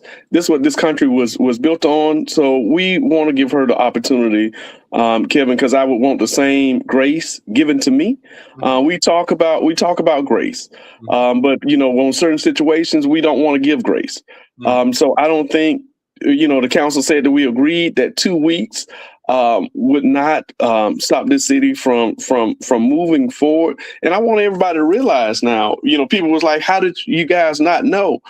And some of us outside of city council meeting, we don't communicate, just like with any job. If it's just particular people that you may, you know, fraternize with outside of your job. So I don't know what a lot of the city council members stay. I think, of course, I know where Mr. President Calhoun lived, because I cut through his neighborhood and he's outside, and I have been invited to the pro tem Glenn Pruitt house. But outside of that, I couldn't tell you when any of those other council members. So I don't want people to think, well, you guys should know.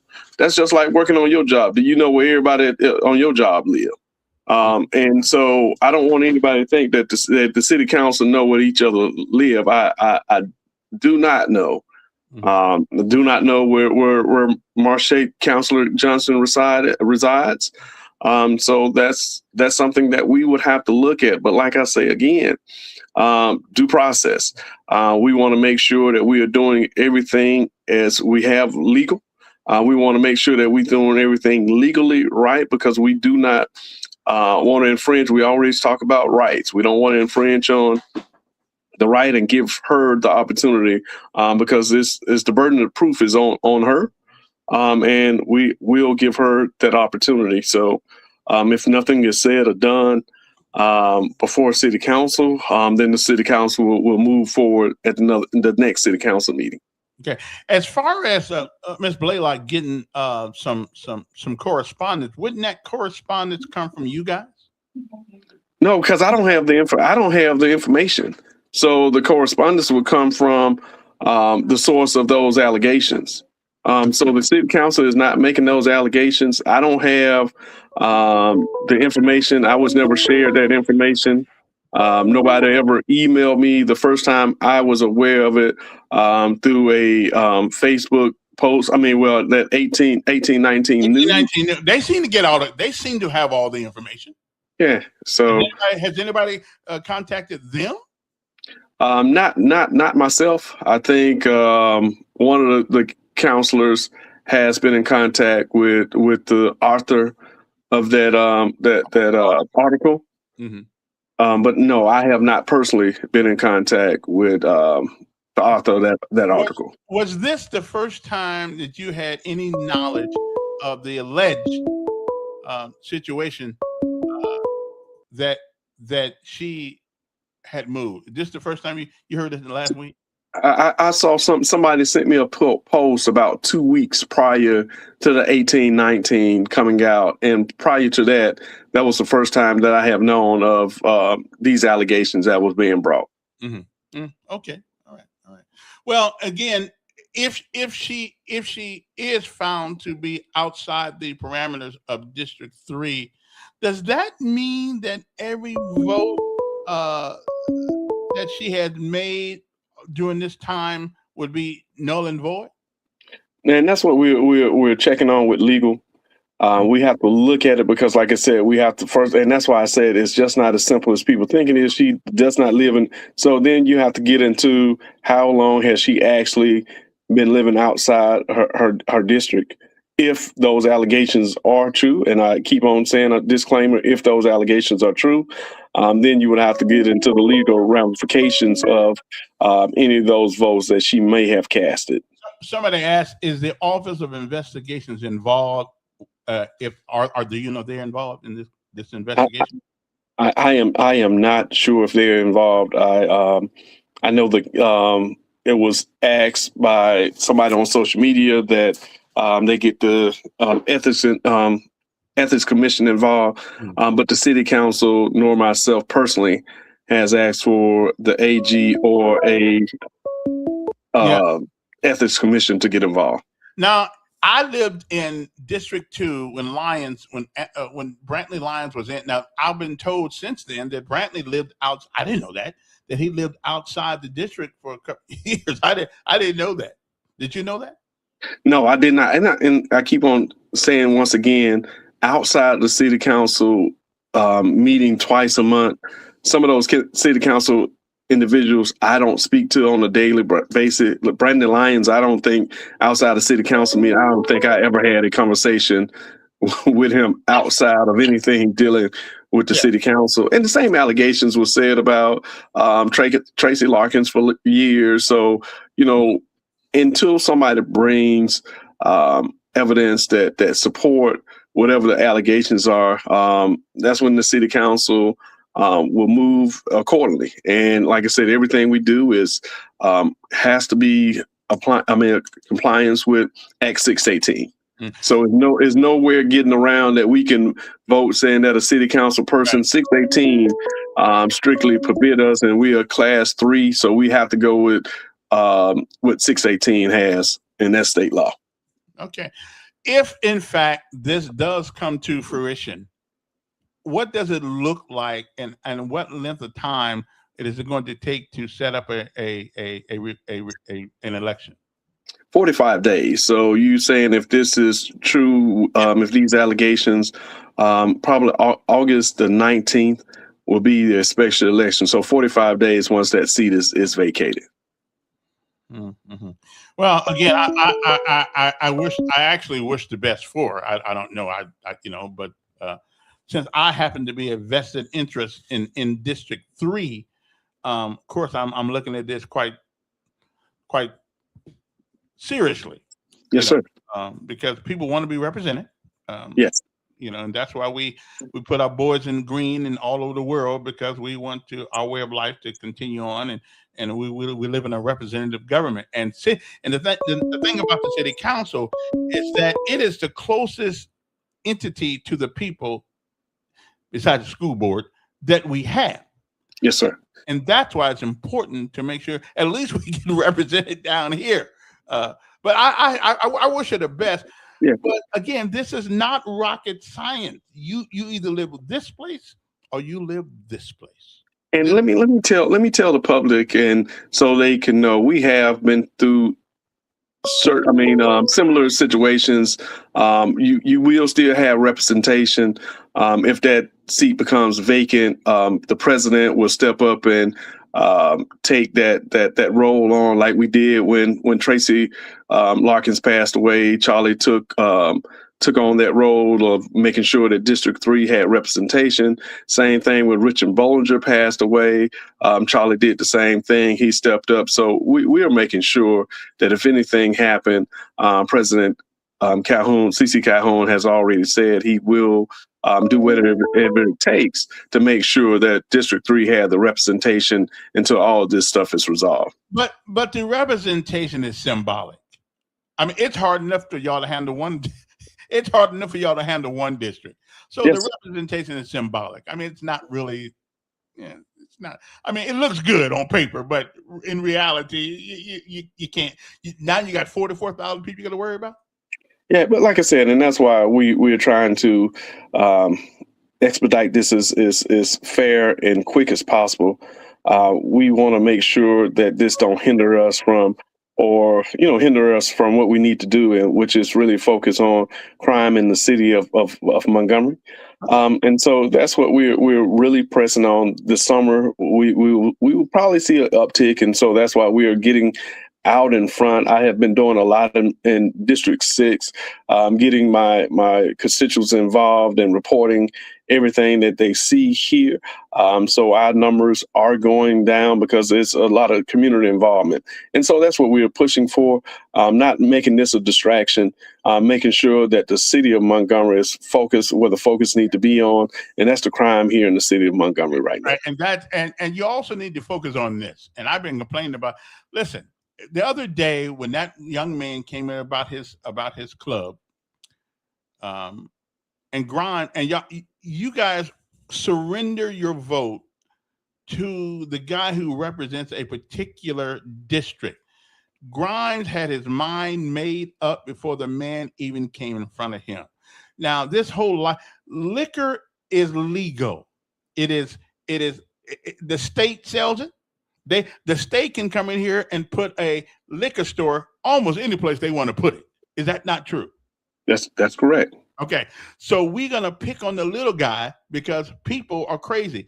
There was somebody killed at the bowling alley here a couple of years ago. We didn't close them down. There have been number of things that have happened at Walmart, shooting. We didn't close Walmart down. So why are we going to close this guy down when he has the people who work for him doing what they're supposed to do? Why is that? So, Kevin, if you go back and look, I was real vociferous on Bama Lane for us not closing Bama Lane down. It was a young man that I knew named Jeff that was killed at Bama Lane. So I did not vote to revoke the business license of the young man that was up there last Tuesday. Right. I just didn't think that it warranted, I think that we have to work with these businesses. It's not against them. And I know every neighborhood do not want those type of establishment in their neighborhood. And I tell people, you have to look at what they're zoned for. Mm-hmm. If it's zoned for commercial, that means a commercial business is going to come. And the only reason that they will come in front of the city council if they are asking for alcohol. That's the only time we give permission. Right.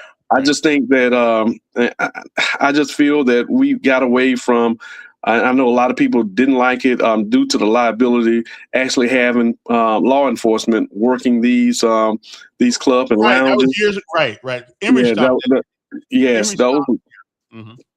Yes, sir. I think we won't see what we're seeing at these establishments now. They're doing all they can, and he made a valid statement. How society is today, and how much do we put on a business to patrol their parking lot?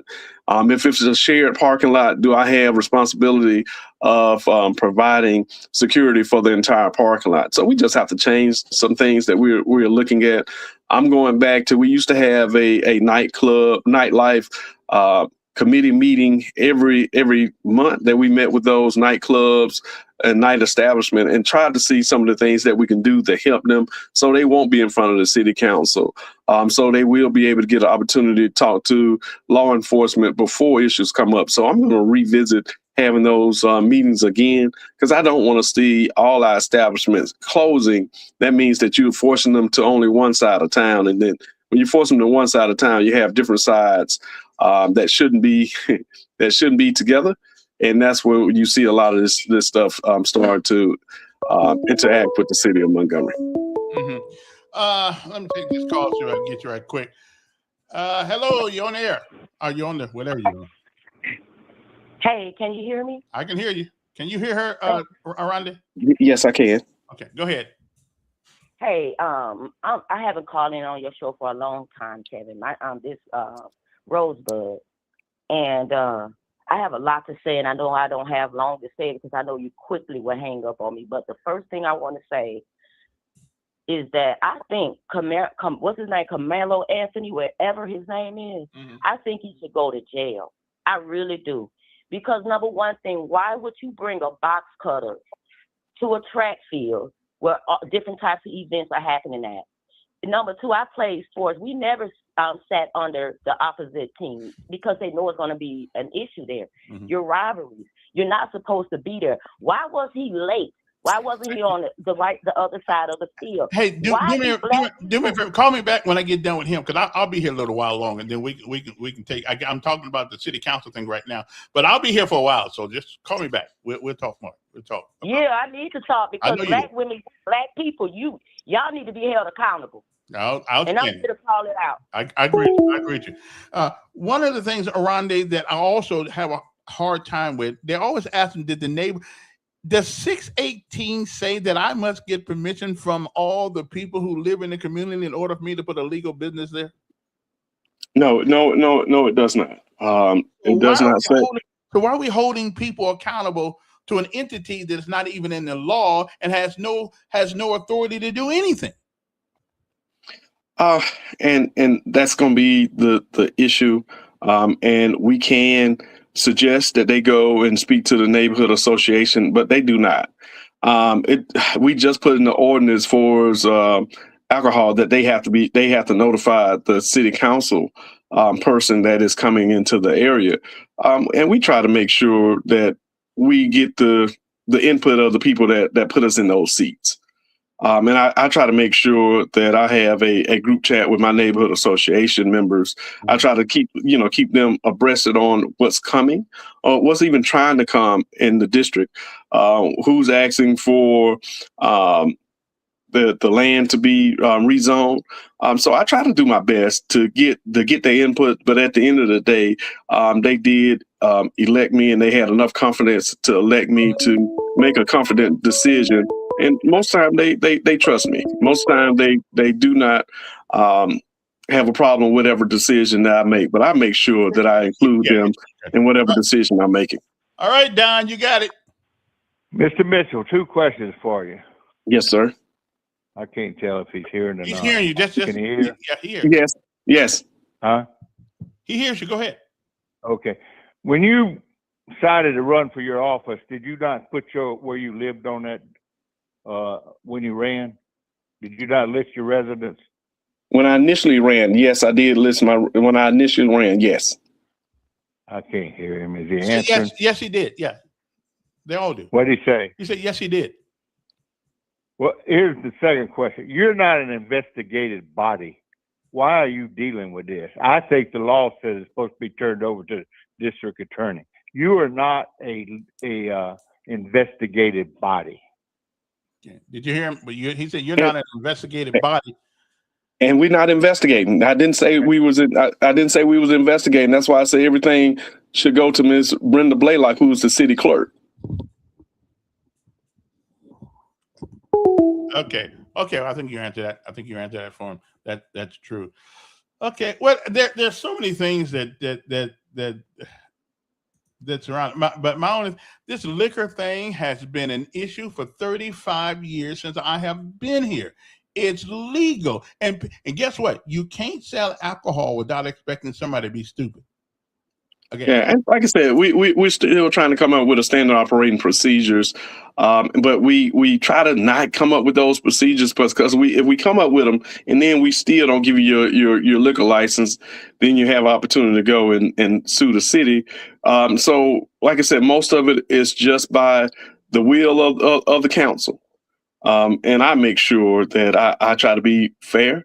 I give everybody an opportunity to have a business because that's somebody's dream. I never want to take somebody's dream away from them. So I don't mind giving them a personal opportunity. Mm-hmm. No, you have always been pro business. I like you. And Samansky has been pro business for the most time. But when you own a business, you kind of change your attitude about things. Okay. Yes.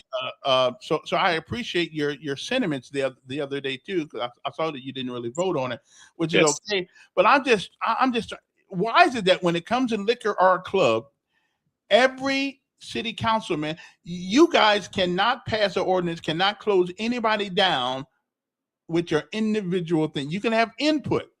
But one city council person cannot close a business. Doesn't it take the cooperation of everybody on the city council? Yeah, and you know that, Karen, you've been following the city council. You've been following the city council. Generally, they align with the person that represent that district. And sometimes I do, but sometimes I don't. Depends on what the information that's been being provided to us. Man, like I said, I think for myself. I want to try to make my own fair decision. I want to be partial. So I listen real closely. And then also, I always, if you always look at a city council meeting, I'm always looking at our legal advisor. We usually either texting or we're nodding our heads to tell me what we can and cannot do. So I make sure that I look at legal a lot of times for advice when it comes to some of the things that we're doing on the city council. Yeah. Kevin, I do apologize. This is about to be I have to go. Okay. I call you, tell me when I need to call back in, and I'll be glad because I did want to talk to you guys about what's going on with Jackson Hospital. Oh, okay. Well, I'll be here tomorrow. You can call. Okay, I call you. I call in tomorrow. Yeah, appreciate it. Yeah, that Jackson Hospital thing. I thought we figured that out already. No, sir. We almost there. Some things that we're working out that Jackson Hospital need to work out with Blue Cross Blue Shield, per diem. We are almost there. So I'll be able to call you and give you some information on tomorrow. Okay. And, hey, listen, Kevin, and I'm only going to share it with you. They're here first on your show. Right on. I appreciate that. Yes, sir. Thank you, Kevin. All right. Appreciate it. All right. Oh, Lord have mercy. Anyway. Wow, this whole, I mean, I looked at the city council map. I put my address where I live in there, and it actually tells you where you live, whose district you're in. It shows you on the map. So this ain't rocket science, but they're crossing it. You know, they're crossing their T's and dotting their I's, and I can understand that. And again, I don't have anything against Miss Johnson. As long as if she lives if she lives there, then let her continue to do it. If she doesn't, I make no bones about it. I'm only going to join that race when it is official that she either has to step down or whatever. But I'm not trying. It's not about Miss Johnson. It's not about her. It's about whether or not we have representation in District 3. I happen to live in District 3. And so I have a vested interest in whether or not the things that we need to talk about, we're talking about it. Okay? What's going on, Dr. Joe? So answer me this. I'm confused. Why would the city personnel director have anything to do with where she lives? Finding out where she lives. Who said the personnel director had something to do with it? He did. Rondé Mitchell.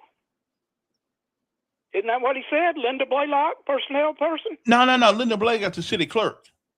Well, why would she have anything to do with that? Well, he said, according to him, and I guess for this thing, there's been no official okay, charge that this person doesn't live where they say they live. Well, who has to do the charging? You Well, asked that, and he never would say. Right. Well, I thought it would be the city council, but I know 618. Well, why don't they do this? And I'll call up tomorrow and ask him. Why don't you just meet the next city council meeting, meet over there at her house, and you can confirm whether she lives there or not. Well, that's a case, but I don't think we could do that. Why not? Well, I don't know. You know, you could just meet there preliminarily, and then go on down to City Hall or wherever they meet. Yeah. But you could figure it out. Like you said, it's not rocket science. It really isn't. But I guess they want to give her the due process that they keep talking about. Well, due process is finding out, right? And you can find out. It's easy to find out. Due process. Yeah. Does he live? What's wrong with that? Yeah. Well, no, he doesn't live in Montgomery, I don't believe, but that makes him more fair than me and anybody else because you don't live there. So you're strictly going by what the law says, what the book says. If you don't live in the district, the seat is vacated. That's what the law says. And like you said, the city council has nothing to do with it. They don't even have to vote on it. If they find out she doesn't live there, hey, it's over. She's out. Yeah. Right. Yeah. We'll see. Hey, appreciate it. Listen. Mm-hmm. They better not dilly-dally around for another month till the next meeting and then say, "Oh, well, we still hadn't found out anything." Yeah. Because this has been going on for a couple of years.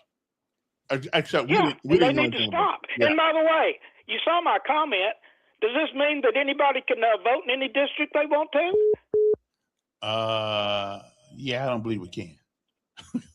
Why not? Why not? If they can live in any district they want to, and be your representative. Yeah. Why can't you? Well, we're gonna see.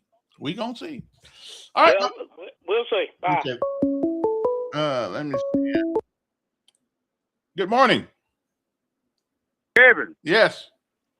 I missed the interview with Arundel, but who's staying in the other house?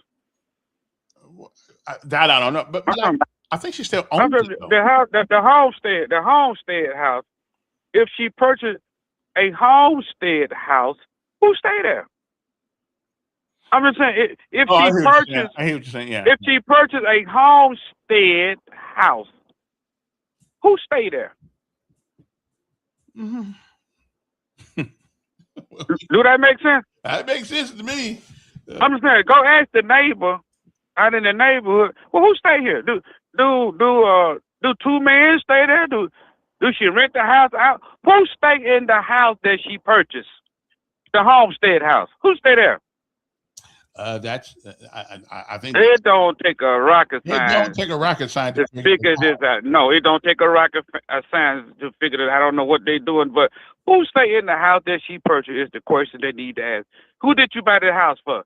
Because if she bought it from someone else, then she fraudulently purchased a home. She have now she have a crime.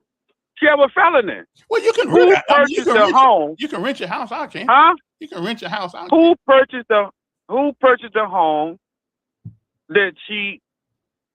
Who stayed in the house that she purchased? Yeah. The homestead house. Yeah. Her cousin. Who named the lights in? Who named the water bill at the homestead house? Well, have a good one. All right. Of course, I don't have that information, and that's just too much information for me to have to worry about. Yeah, I don't know. I mean, they're gonna figure it out. And then, did you hear the other news? That the hospital is thinking about closing now after we went through all of that rigmarole to get money from the city, money from the county. And now, because Blue Cross and Blue Shield, according to them, does not give them the same per diem or the money, the same money back that they give other people, then the hospital evidently is not going to be able to survive, even with the millions of dollars that the city and the county of Alabama, the county of Montgomery, still said, well, we're going to give you. So I'm just trying to figure out what is their biggest cost out there. Millions of dollars we give you, but you still can't stay open, and then they're going to eventually close anyway. So, but there's a bunch of meetings going on right now with Blue Cross and Blue Shield. which is one of the highest places I know to have insurance with them summer guns. But I can't afford them, and they only want certain people. I guess they only want certain people. I guess I don't know. Okay, let me go. Yeah, Don. Hey, Kevin, you're talking about the hospital closing. Yeah, well, that's My understanding through the grapevine that Doug Singleton got paid out all this money he's owed by the hospital. Maybe somebody needs to look into that. okay. Okay. I don't know anything about that, but yes, How you doing, Kevin? I'm doing fine. How you? Listen, the news report said Jackson Hospital is in debt or owed, $293 million. Mm-hmm. So I thought the money that the mayor and the county and all the other places where Kiara was smart, she held her $40 million that she was going to let them have until after the bankruptcy was over with. So she played it smart. Well, but she's still obligated the money. And what they're saying is that unless Blue Cross Blue Shield gives them the same amount of recourse that they give everybody else, then they can't afford to stay open. But then when the criteria was that the city and the county was going to give them the money because that was what needed to Right. keep them open. Right. Well, that's what I Whereas they thought. owe $293 million. Look, the mayor went wrong and they was in more debt than everybody thought they were in. Well, I guess we're going to see. I think that. Do you think the city and the county got snookered? Well, let's hope not. Let's hope they can work, because whether the city See, county gets. I would go keep hers until they come out of bankruptcy. Yeah. They don't never come out of bankruptcy. She ain't gonna have her money thrown in that heat of going down the drain. Yeah. Well, I guess we're going to have to see what happens, because I don't know. Yeah, because I really want to see what happens, especially after everybody dogged Montgomery because they wouldn't give them the money, dogged the county because they wouldn't give them the money. Now they done gave them the money. Now we find out they got $293 million debt. And talk about it, Blue Shield need to give them the same pace as they give back. But shouldn't it? They should, but I thought that's what they would do. It's something else. It's something smelling right in that milk. It ain't clean. Okay. They better check some people that left there with all them investments. Yeah. That ran it in the ground. They better check some of them bank accounts. Right. That ain't some ain't kosher there. Yeah, I was surprised to see that the other day. Yeah. They sent out an SOS. We about to close. I thought we just gave them the money. It's funny how Yellowhammer can report everything that's happening in Montgomery, but they can't report on nothing about Tuckerville voting in Florida. Well, I think that's what I did. They did report on him, but it was in 2018. And that's 8 years ago, wasn't it? Yeah. I didn't see it in Yellowhammer. I saw it on Facebook. Oh. Well, I saw the voting. I saw the voting apparatus thing. So, and if that's the case, and he voted in Alabama ever since then that's 7 years. But we'll see. We'll see. Another thing, do we want McFeeters? Do we want him? Because it's going to be a Republican. It ain't going to be a Democrat. Well, we got Trump. So what difference? Yeah, I guess it don't make a difference these days. Okay. Appreciate it. Man, my time is up. I went over my thing, and the only reason why I went over because I got a new part of the program that lets me do certain kind of things. So I gotta go, but I appreciate you. And remember this: it is not the fall that gives you the strength. It's getting up each and every time you do. You don't get strong by laying down. You get stronger by getting up every time you fall. So the word of the day is keep getting up. Don't just lay down there. Keep getting up. And we'll be back tomorrow. We'll finish our interview with Aronde around 8:30 tomorrow. And we'll maybe we'll bring a friend with him. We'll see. Have a great day.